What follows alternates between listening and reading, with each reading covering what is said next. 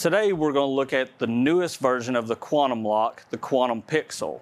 You saw earlier in the video where we had our Quantum series locks that uses one of these readers, either the Quantum round or rectangular. This is Quantum, Quantum 3, Quantum 4. Now we're going to move to Quantum Pixel. This lock is designed for a very, very minimalist look.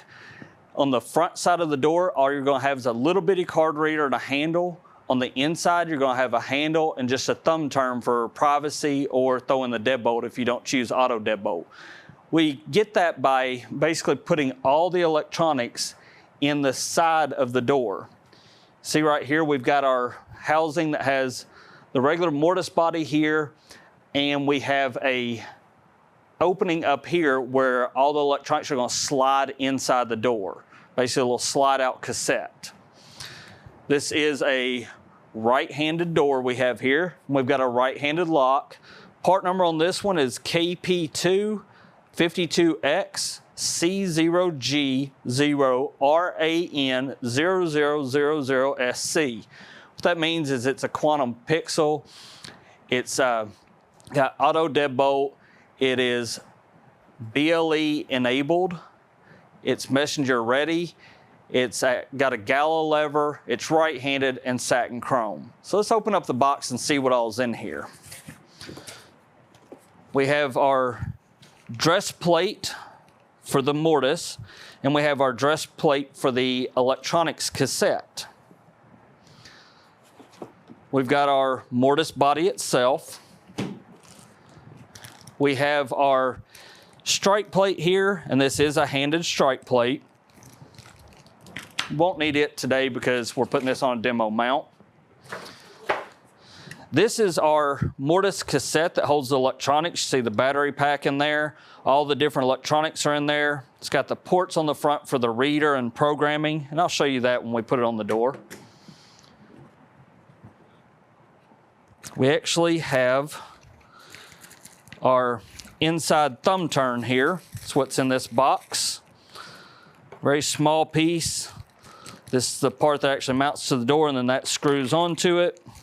Got our couple little screws here for that. Set that to the side. We have our regular screw pack. We have our card reader. Now remember how I said this card reader is really small? It's about the size of a $50 or so. A lot smaller than the other card readers. Doesn't have a ribbon cable on it. It's just got some pins on the back so that when we put it on the mount, that slides right through and connects to the board. We have our dress ring for one of the handle sets, the inside handle set, so we've got to run our screws in, then we can put the ring on it to cover everything up. And then we've got our outside lever set here. So that's it for the box. Let's get that out of the way. We'll slide these pieces over and show you how all this goes on the door. All right, now that we have everything out of the box, all our parts set to the side where we can get to them all, we're going to see how to put this on the door. I've got my wood mount here. I want to point out something. Right here is where the inside thumb turn mounts. This is for a standard deadbolt. The one I'm using right now happens to be a standard deadbolt. If I had auto deadbolt, this hole would be about 1 inch higher. So just keep that in mind when prepping the door, that the auto deadbolt is about 1 inch higher than standard deadbolt. Make sure you prep it the right way because it's kind of hard to move that once you got a hole in the door. So first thing I'm gonna do is take my mortise, put it in the door, and I get to set my door on its side, which you can't do out in the field, but works for me in here. I'm gonna make sure I'm not pinching any cables or anything when I put this in. I've got two large tapered head screws here.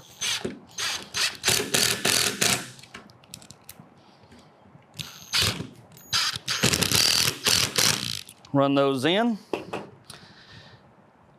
I'm gonna go ahead and put in my upper cassette also. Just make sure my cables are out of the way, set it in place. These are two pan head screws on this portion. And I've got an issue you won't have in the field is when I go run these, my door, the way is cut, wants to rock on me, so I'm gonna hold it in place.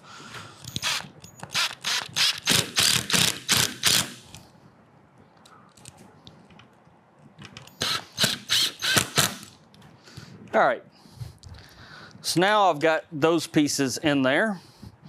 I'm gonna go ahead and put my levers on the bottom. The outside lever already has the cover on it, so you don't see any of the metal portions. Make sure you've got the spindle in there. You gotta have that or the lock's not gonna work. You won't be able to open the door from outside. So I'm gonna take and just put that through the door. Make sure that spindle engages. Then my inside one looks very similar, but it doesn't have the shaft sticking out here. It's just got the spindle in the middle, and it's got the hole for my screws to run through. So I'm gonna set it in place. And I'm gonna grab my screws. These screws have a little bit of a collar at the top, just so you know. I'm gonna take and run them in. Get that started, and just grab my drill and run it. One thing you want to be careful of is you don't want to scratch up your handle running your drill. So just be mindful of that. You may want to put a longer screwdriver bit on your drill or run them in by hand or something. You don't want to scuff these levers up as you're putting this in. I'm going to go ahead and put my thumb turn on the inside also. Got this little brass ring here that I'm going to take and mount on my door. And it's just drilling into the wood, or screwing into the wood there. Making sure my hole lines up. Tighten those down. Now I've got my thumb turn that goes in here. I'm gonna stick it in, make sure it lines up with the slot on the inside of the mortise there. And then I'm just gonna thread this outer ring on to hold it in place. And I can test my thumb turn while I'm here. It extends and retracts like it should. And my lever retracts everything like it should. I'm just gonna go ahead and put my cover on this inside to cover up those screws. Just take and slide it on. Now, this has a little slot on it. Probably wanna point that slot down just so you don't see it. That's the slot that you would use a flathead screwdriver or something to pop this ring back off the door if you had to take it back off. I'm just gonna push that in place. That's on there. I'm gonna go ahead and take and put my reader on now. And my reader has a cover that just twists off. There's a little hole in this cover. If I had the reader all the way on, I'd have to stick something small in there, like a paper clip, small drill bit or something, to push the little locking lever so that I could twist that to get it off. And I'm gonna go ahead and pull this screw out so I can get to my mounting screws. And that pulls the circuit board out. Now this is labeled up, so I know which side to put up. I'm gonna set it in place on the door and grab my little screw here.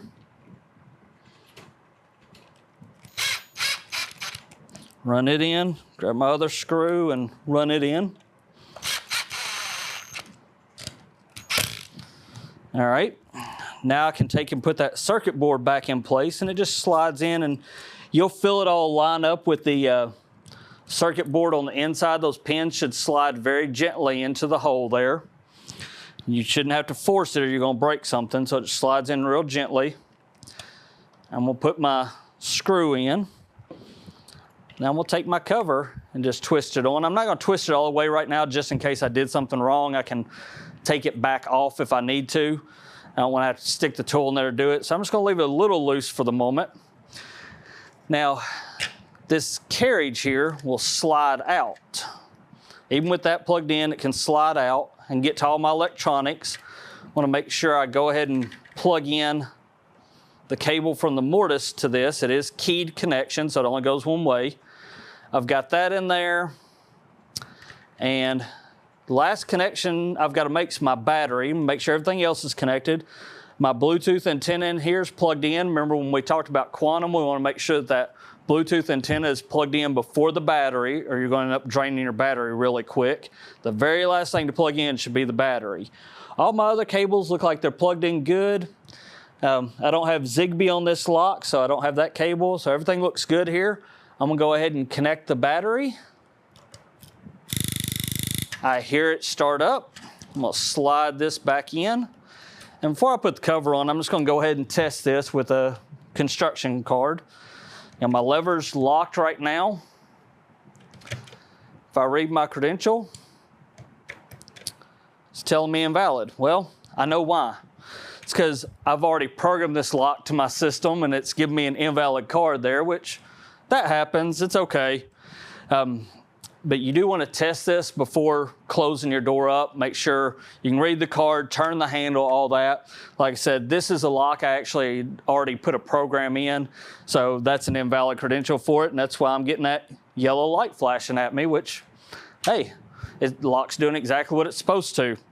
So last thing I've got to do is put my dress plates on. I'm gonna pull this one out, and this is the one with the holes is obviously the one that goes at the bottom to cover your mortise. We'll run these screws in. And just as a point of pride, I like to make sure the Phillips slot on these are all pointed the same direction. Makes it look a little bit nicer. And then the blank plate is the one that actually goes up here to cover up the electronics. When I put it in, it will also lock that rack into place so it won't be able to be pulled out. So I'm gonna set it up there. Run my screw in.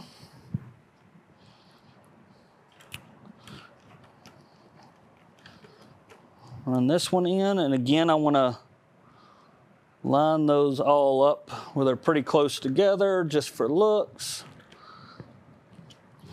I've got everything on. My lock's working as it should. I don't have a card to test mine right here just because I said this was already programmed to a system and I had forgotten about that. But test your lock before you shut the door, make sure everything works properly, and you'll be good to go. That's our Pixel lock and how to put it on the door. Thank you.